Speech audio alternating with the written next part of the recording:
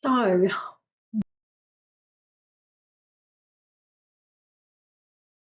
answer this question in a particular context because I think a lot of us are really um, have a couple of things going on. One is wondering what the heck is going on with the world when we're seeing so much unrest politically, economically, socially, and so on.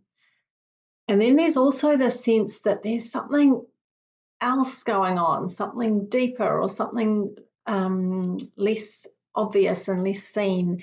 And that's the piece that I want to talk about today. And it is the rising of consciousness across humanity. And all the stuff that we see going on at the material level and politically, socially, economically, and so on is really, in my mind, mirroring what's going on at an even higher level across the world and across humanity. And there is an enormous amount, I could say, and share about this raise in consciousness that's occurring. And so I'm going to do my best to share some of the key pieces today, even at a high level, to start giving you a sense of where we are. So if you've been feeling, even just within yourself, a sense of shifting and changing, and that it seems to just be going on and on and on, and you might be noticing it in other people, and there is a sense of sometimes tumultuousness, sometimes it sort of feels messy and like there's things going on that we can't really put our finger on at that more unconscious level or deeper level of self. And those are all signs and symptoms, if you like, of this rising of consciousness that's happening across the board.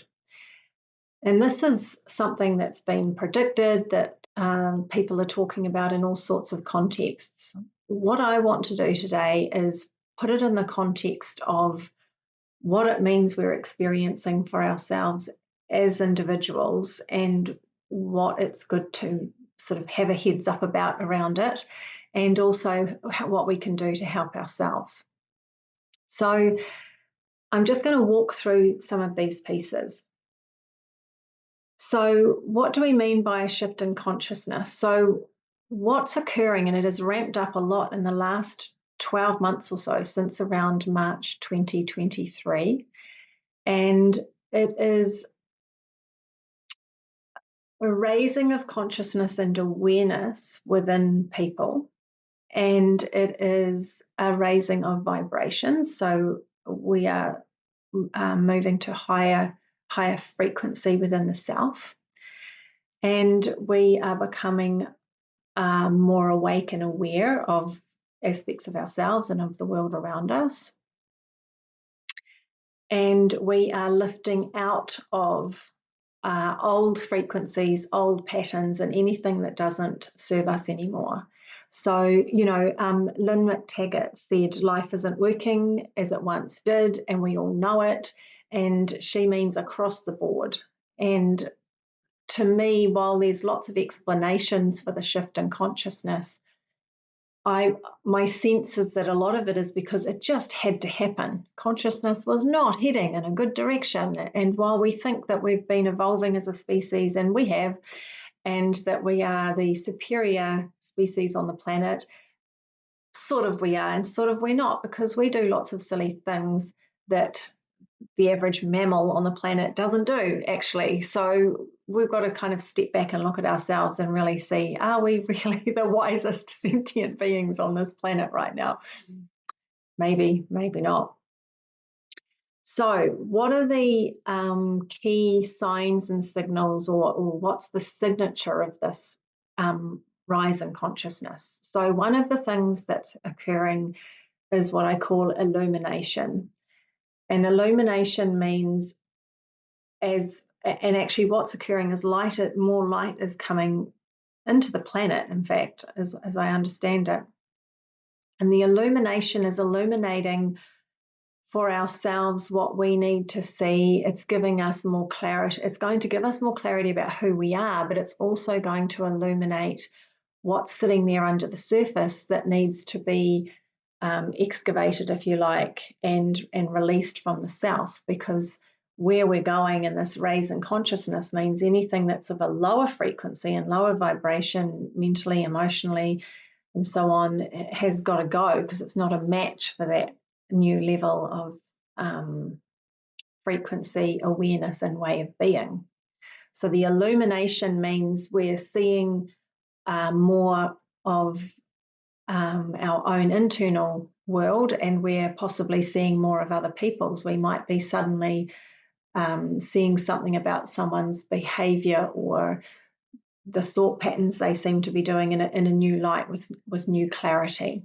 And I'll talk more about that in a minute. Another signature of this shift is this raising of frequency, as I've talked about already, and this next leveling that's occurring, and it's going up and up and up and up, and it will continue to do so. So we're going into higher frequencies of being. And I think my sense is what's also happening with that is we strengthen our light body, we become more soul infused, we're not just a walking bag of bones, not that we ever were, but we become more of the spiritual being having the human experience, rather than this human having a slight spiritual experience. It's definitely going to turn on its head. Another key signature of this raise in consciousness is that because of the light coming in, and we're effectively receiving and experiencing more transformative energy, if you like. The ability to shift and change within ourselves is starting to speed up massively. So when I think back, I've been in private practice coaching for over 17 years now. And when I think about what processes and approaches and things that I would take somebody through to help them release a trauma or an old emotional pattern or limiting belief that's got them in some kind of circular pattern now in their life, what we need to do now has just gone, it is so much simpler, it is so much faster. And I notice for myself, when I'm looking to release an old pattern, or even a few days ago, my neck locked up, and the releasing of that through my shoulder, my neck, and part of my spine has been almost effortless. It has been extraordinary as I've intended for that release. It has just come through on 2 occasions, like literally instantaneous. So, and that is blowing my mind, even though I'm sort of understanding what's becoming possible. So when we want to shift the emotions and patterns that are bubbling to the surface and that we're becoming more aware of, it's becoming much quicker and easier to do that, which is so exciting. It is just phenomenal for what that means for our growth and transformation, and who we can be stepping into, and what that then allows us to do in our lives and in the world. This is a collective shift. It's happening across humanity, but it's happening person by person at an individual level. It's not like a blanket. It's not like a movie where you see the light go when everybody's like, whoa, enlightened. This is an individual journey, because you get to have your own individuated experience of your life, just as those people around you in your life do as well. We all get to have our own individuated experience, even though we're in this oneness and connection and unity at a consciousness level. And at an individual level, we will be experiencing that shift in consciousness at different times and at different speeds or rates. So we need to allow ourselves space to be shifting at our own pace, and to allow that journey to be what it is. And we also need to allow that for other people, because even if you find yourself on quite a consciousness raising journey and shifting, and even, some of us will be making quantum leaps into whole new ways of being in very short spaces of time.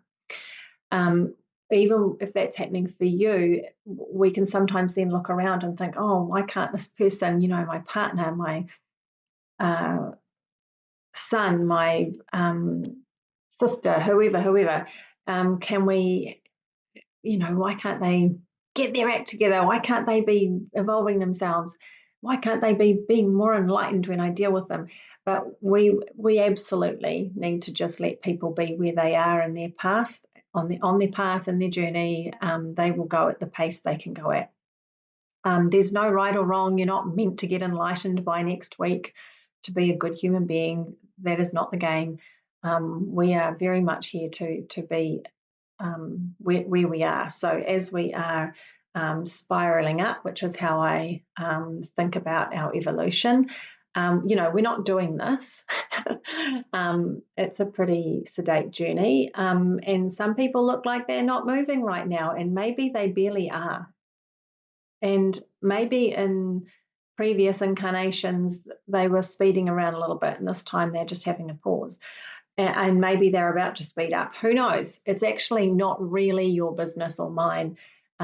Your journey is your business. My journey is mine. So, what does all this mean then that might be happening at an individual level? So, I'd really like to elaborate on that a little bit for you. So I've got 1, 2, 3, 4, 5 pieces here around this. So the first bit is that there can be a general intensity that I think comes and goes. I think it happens in waves, sometimes a little bit bigger waves than others. And it's a general intensity of, which I think is the experience of consciousness raising. So we are being lifted into new ways of being, and that means not lifted out of the body. I'll elaborate on this more shortly. It's actually becoming more embodied, more into the body, into your vessel, your container, so that you can allow for more soul infusion, more of your light to drop in, so that you're more anchored into yourself as a whole self. And so that is often going on in the background. It's not something you're particularly consciously aware of, and it can, like I say, be in a bit of a wave motion, so it comes and goes. So that just the sheer intensity of that can be quite a lot at times. The feeling it gives me is like, I described it to a friend recently, and I said it feels like there's a whole lot of something going on in some level of me that I can't see or touch or even have an idea of, but I can feel the almost busyness of it, or action, or intensity really is a good word for it. I can just feel the intensity of it. It's just something that's occurring, and it's some days it's a lot. So that's one piece, is this general intensity of consciousness rising. The second thing to be aware of is the illumination of old patterns, thoughts, emotions, beliefs, old trauma. All of this stuff is going to be raising to the surface because it's not a fit for a higher consciousness. So anything running in your lower emotions and lower mind is going to bubble up to the surface over time, I believe, to be witnessed and released. So we want to just be able to acknowledge, that's the feeling I just got because of this conversation I had. And maybe it's left me feeling a bit insecure, or a bit fearful, or a bit whatever. And this is the feeling. Yeah, that's quite a familiar feeling. And to give it space, allow it to be there, accept, yep, this is the response I've just had.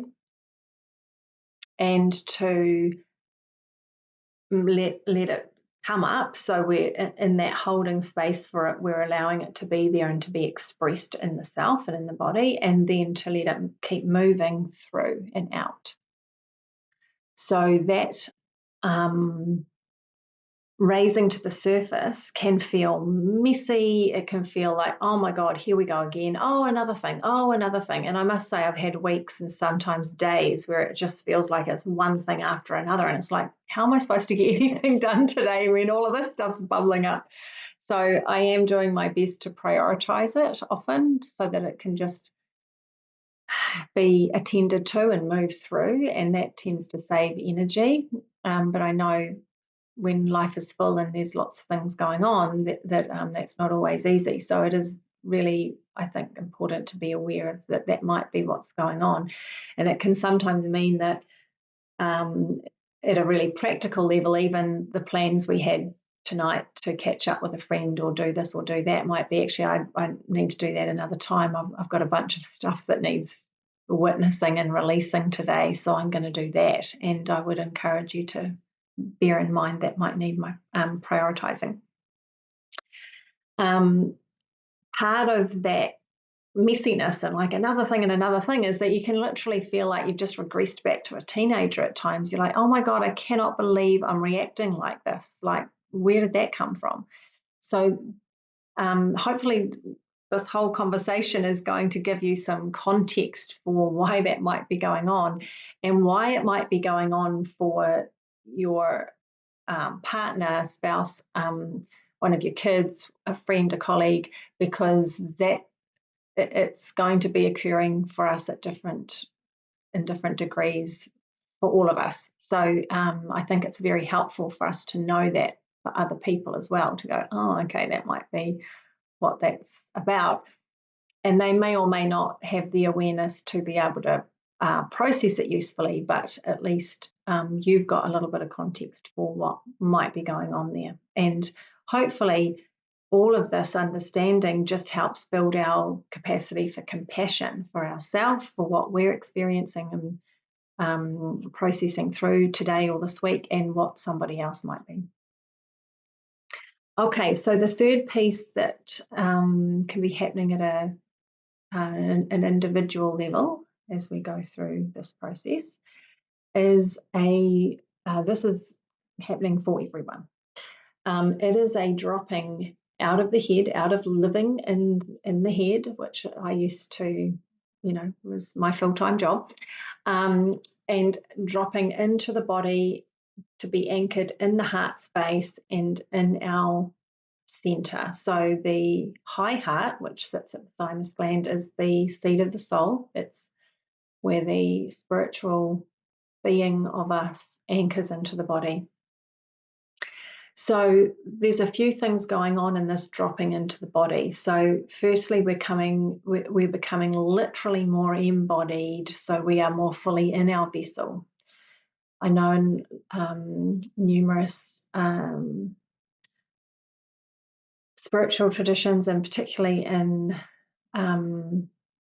some meditation techniques and so on, there's people talk about astral travel and all of these things that might go on, and they might want to, they might enjoy the experience of being able to go up and out and sort of float up out of themselves and have these beautiful experiences, and that's fine. That you can do that, but if you want to be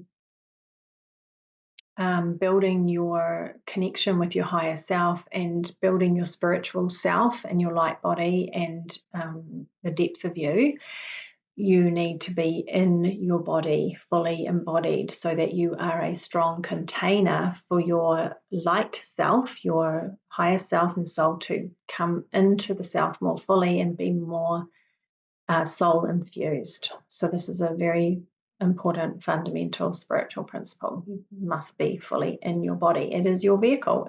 You're having a human experience. You're meant to be in your body. And that is why it is a beautiful temple for us to look after and really honor that it is. If it wasn't for the body, we wouldn't be here having this physical experience right now.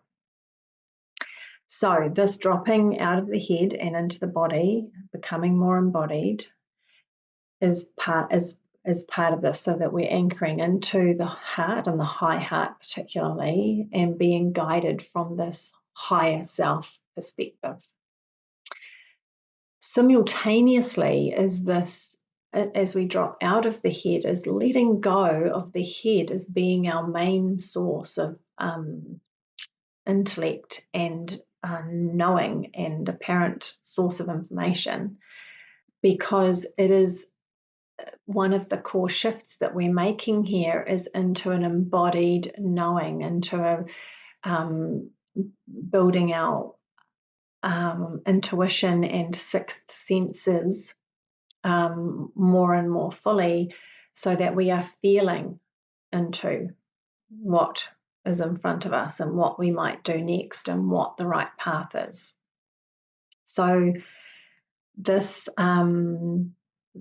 is the fourth piece here of what's happening at this individual level, is this shift into feeling our way through the world and into what's right for us. You may find you become more, your senses heighten, that you become more tuned in to information dropping in for you. It might be that you get quite visual information. It might be that you get quite a knowing in yourself. You might hear things that are, oh, that's the way to go. These are all your clear senses, clear sentience, clear audience, clear. Anyway, that's another post. We'll do that another time. But this dropping into the senses is to build this capacity for feeling energy and our wisdom coming from that place. Amanda Lawrence, wonderful teacher in the UK, sharing wonderful wisdom about this. Good to explore her work if you are on the ascension path and know that about yourself. She describes it as we are moving into becoming the energetic human, where we will be engaging with life in a purely energetic sense, which makes total sense to me, because that seems to be what my experience is developing into. So when I heard her say that, the penny dropped. So the other piece here then is that's happening at this individual level is this moving from being led by and reacting from our lower mind and emotions to being guided by our felt sense in our higher self. So this has been the most exciting shift for me, is having this higher guidance flowing through for even everyday things like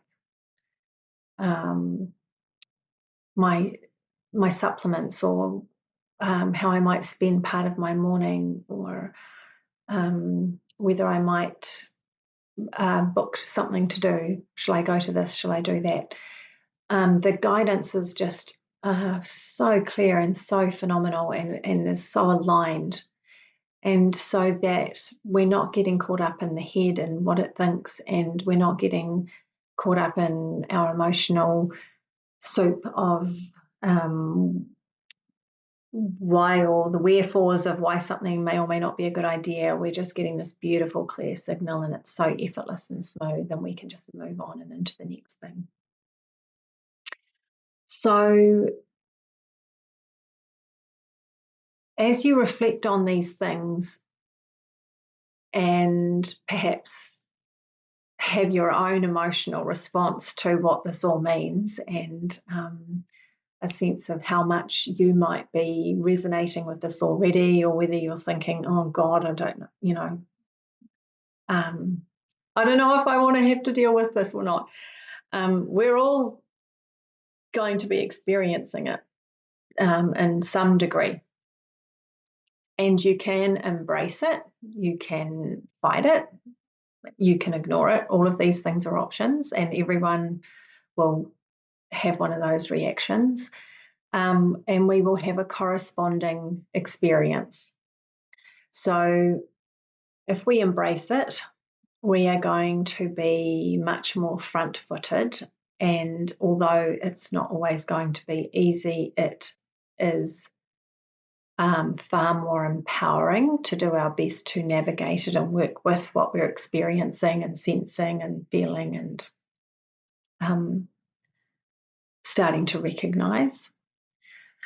We can fight it, but what tends to happen is because what we resist persists, the resistance can create it can turn the volume up so that not only are we getting repeat opportunities to sort something out, so we move jobs and we get away from that really antagonistic colleague that was really disturbing our day and find that there's somebody in our new job that is equally frustrating, or we move jobs and that's great, but we've just moved house as well and it turns out we've got a really antagonistic neighbour.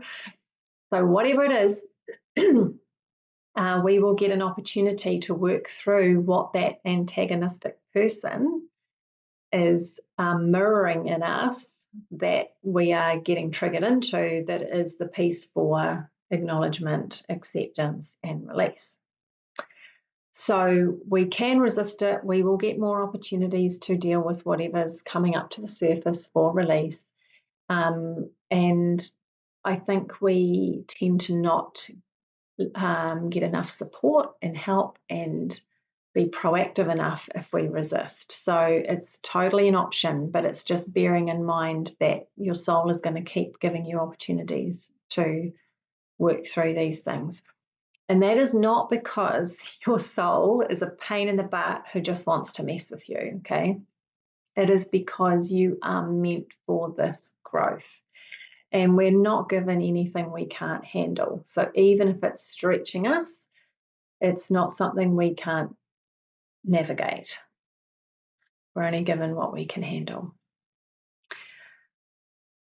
We can ignore it, and a lot of people will, in all seriousness, partially because they don't have any sense of it going on, conscious sense, and partly because it's just not convenient. So we live in an extremely consumerist society right now, where there is just constant focus on working to pay the man to exist and so on. We are in a very tight paradigm of having and doing and not of being.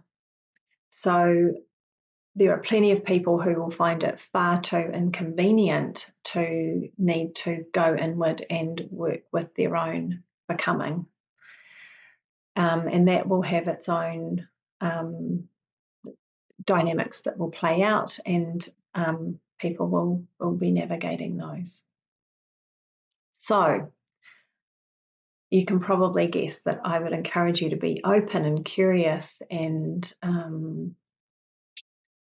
willing to be on your journey and to hold yourself compassionately, to shepherd yourself beautifully. And that is very much what much of my work is about, helping you do. So dive into my blog and various articles to get more guidance on how to do that in a variety of ways and in an ongoing way. So on that note, what can you do to help yourself navigate these amazing, powerful, exciting shifts we are all here for? Like this is probably the most exciting time in the history of humanity. We are just experiencing astronomical shifts when we compare it to what has gone on before. So one of these things is one of the pillars of self-mastery, I believe, which is to become the wise observer of what you're experiencing in yourself, to be able to helicopter up and be in the higher mind to observe that emotional reaction that you just had to that situation or person, to see it for what it is, to notice, oh yeah, this is pretty familiar, i.e. it's one of those patterns, and can I give it space? Can I accept that it's there and allow it to be there and allow it to move through so that I can choose something different next time, so that I can place a pause between my internal response and my response to the situation. So that observer capacity is absolutely key and so valuable to being able to witness ourselves, see what's occurring, and be able to not be of it and in it, right? Because once we get buried in it, we get stuck there more easily. It's harder to process ourselves out.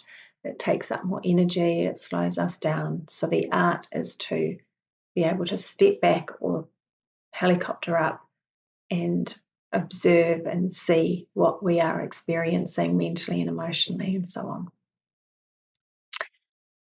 The second thing you can do is to open to your sixth senses, and I'm just using that as a loose term right now, and to just keep an eye out for where more of those instincts are kicking in. So a classic example is where you catch those moments where you've got in the car, you're about to leave home in the morning, and then you think, oh, I forgot to put the dishwasher on.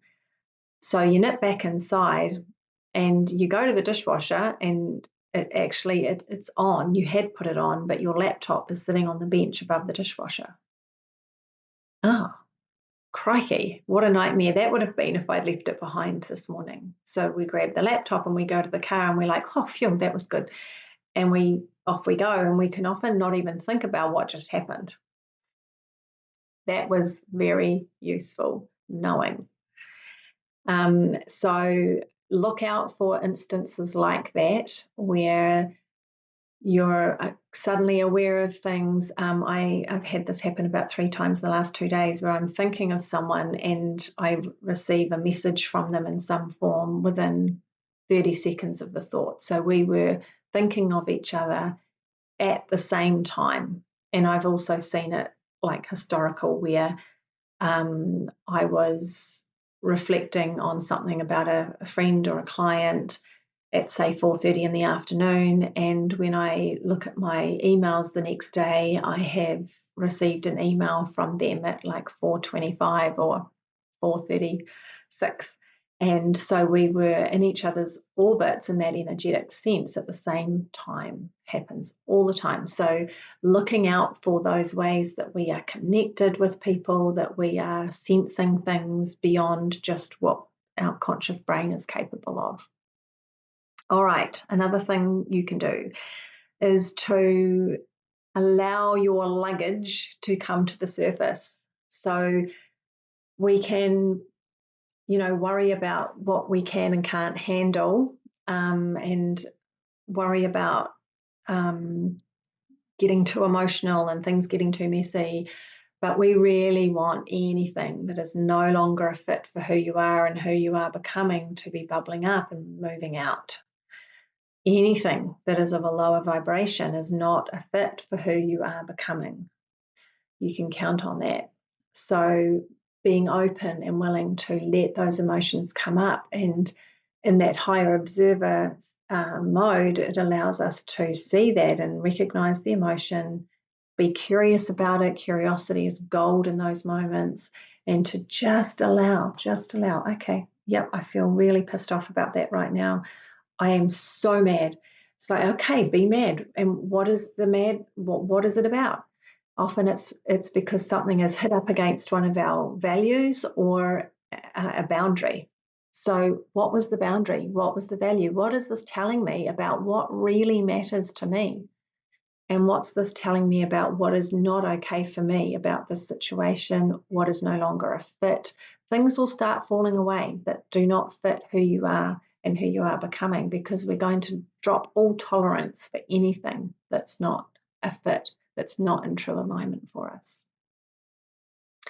All right, one more thing that you can do is to start building more and more trust in your inner knowing.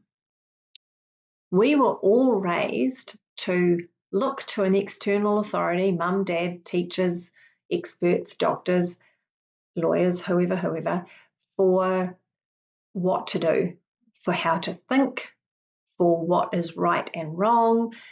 We were given so many codes of morality and apparent expertise and knowledge that we were absolutely wired to be externally referencing for what is right for us. Ask that person, find out what they think.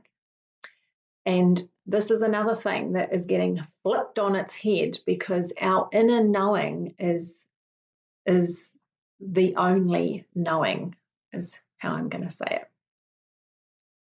So for some of us, that is a bit of a journey to come back to that inner knowing.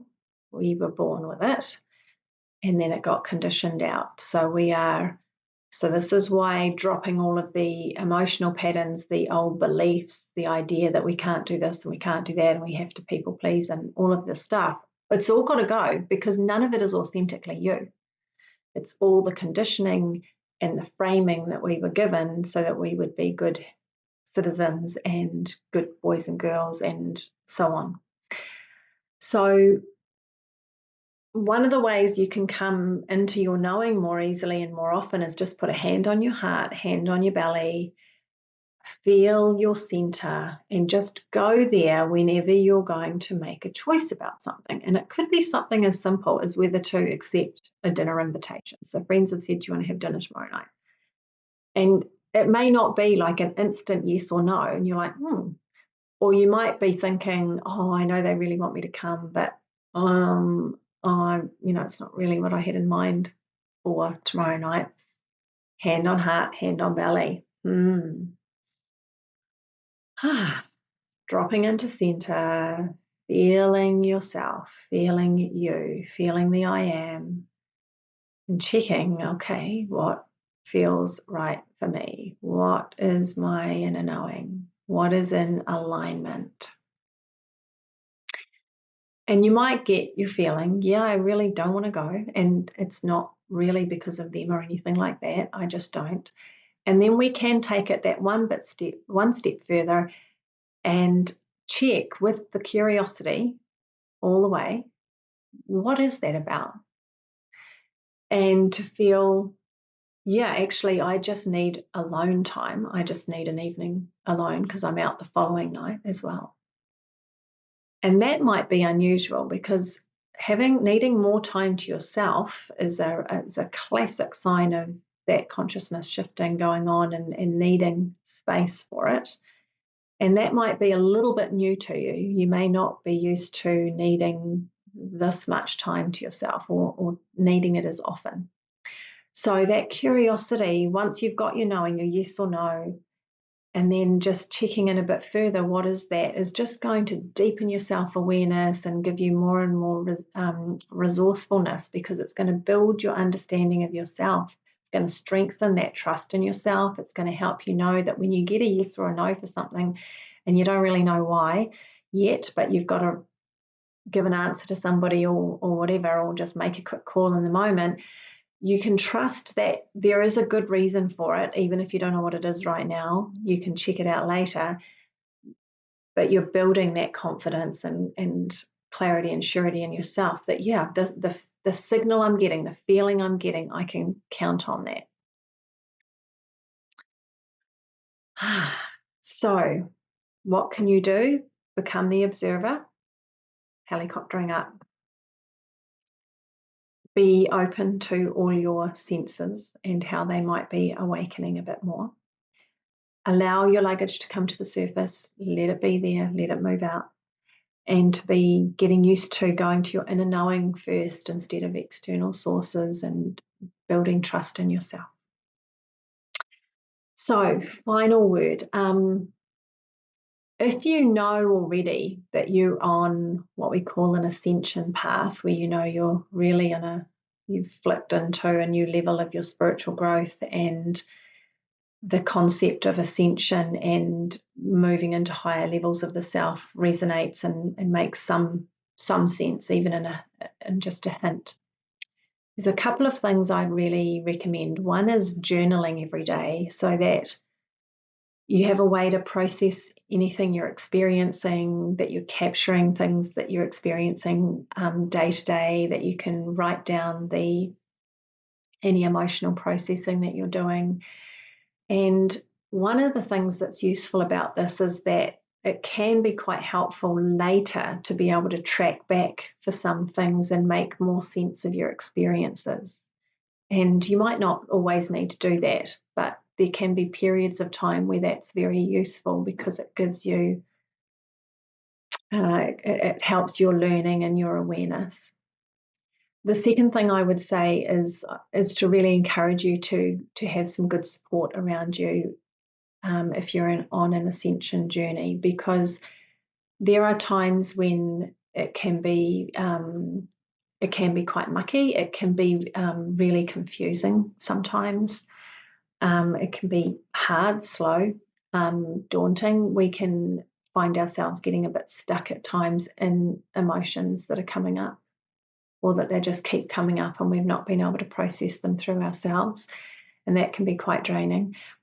Um, we Having someone outside our system who can be that observer when we are feeling a bit stuck in what we've got going on is gold. Honestly, I don't know what I would have done without my um, mentors and some of the healers I've worked with, to be able to hold space for what is occurring for me and to make sense of what's occurring and to affirm what I'm recognizing in myself. It's just priceless, really. And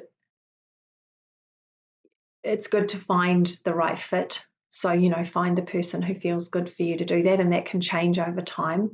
And we may have a couple of people, or one who is a fairly constant or ongoing support through our longer journey. It is such a gift when I'm doing that for somebody else. It's such a gift for me because it is very much allowing me to be on purpose and be living my life purpose. So we're all blessing each other as we do this work together. So don't ever feel that you can't ask someone for help and to be a guide for you, because certainly for me anyway, it's a blessing. When it's very aligned for both of us, it's an amazing experience. So be assured when you ask somebody, there's a good chance that it's a real blessing for them as well for you. And to yeah, let yourself be supported. We have an enormous amount of support around us. We have That's another big shift that's happened.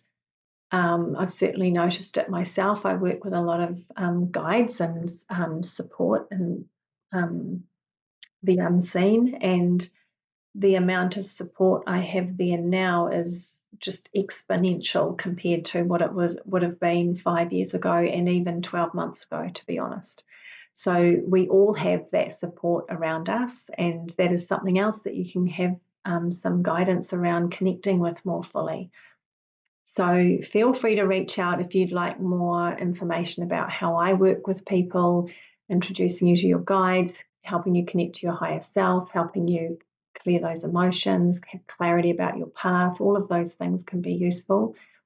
Or dive into the blog if you want more guidance. There's lots of information there.